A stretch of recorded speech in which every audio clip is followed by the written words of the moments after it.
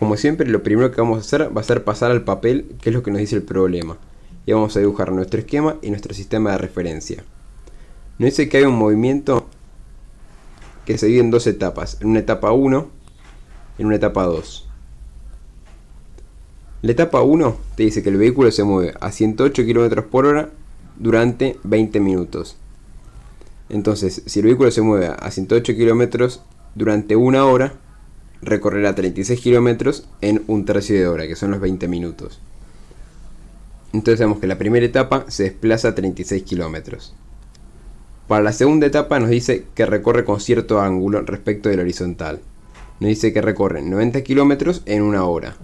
Entonces en 10 minutos, que equivale a un sexto de hora, va a recorrer 15 km. El tiempo total del recorrido va a ser los primeros 20 minutos de desplazamiento más los segundos 10 minutos de desplazamiento. El tiempo total de desplazamiento son 30 minutos, que equivale a 5 horas. La parte del problema nos pide averiguar la rapidez promedio del vehículo. La rapidez promedio del vehículo tenemos que averiguar cuál es la distancia total recorrida sobre el tiempo transcurrido. Para averiguar la distancia total recorrida vamos a sumar el desplazamiento 1 más el desplazamiento 2, sin importarnos la dirección que estos tengan. Y eso lo vamos a dividir por el tiempo. No nos importa la dirección porque queremos saber cuánto es el recorrido neto que hacen.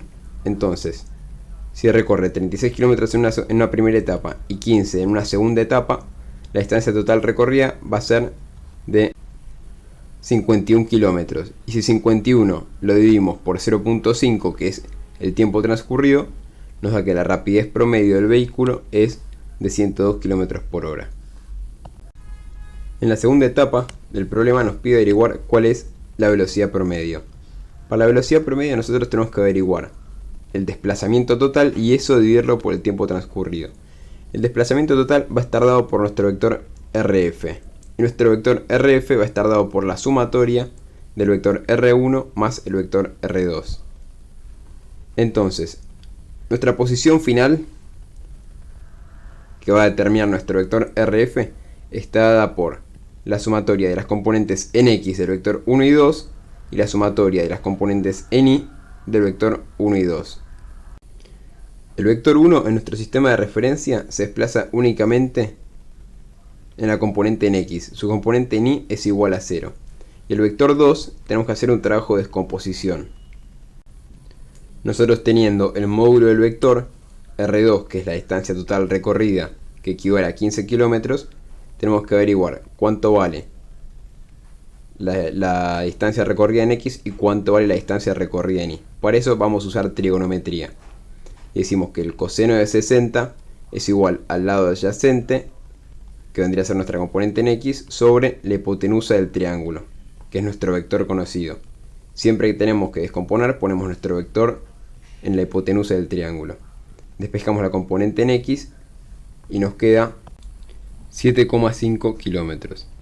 Y si vamos a hacer la parte y, tenemos que el seno de 60 es igual a su lado opuesto sobre la hipotenusa, que es el valor que tenemos.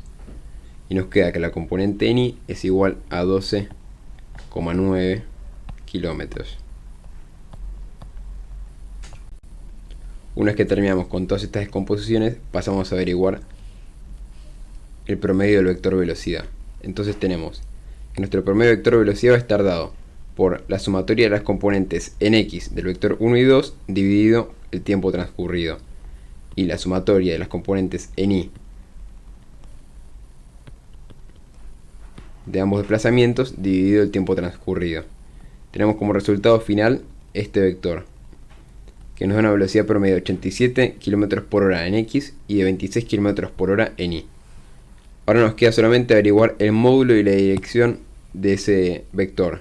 Para averiguar el módulo vamos a usar Pitágoras. Nosotros sabemos que el desplazamiento en x va a ser de 87 km por hora y el desplazamiento en y va a ser de 26 km por hora. Usando Pitágoras podemos averiguar nuestra hipotenusa. Acá está desarrollado. Tenemos la componente en x al cuadrado más la componente en y al cuadrado. A eso le aplicamos la raíz y despejamos el módulo del vector velocidad, queda 90,8. Y para averiguar el último punto, el ángulo del desplazamiento, vamos a dibujar un triángulo diciendo que esto es nuestro desplazamiento total, este es nuestro vector RF, y tenemos como lados las componentes X e Y. Ponemos como incógnita el ángulo alfa y resolvemos usando la tangente. Nosotros decimos que la tangente del ángulo va a ser igual al lado opuesto sobre el lado adyacente. El lado opuesto es el desplazamiento en el eje Y y el lado adyacente es el desplazamiento en el eje X.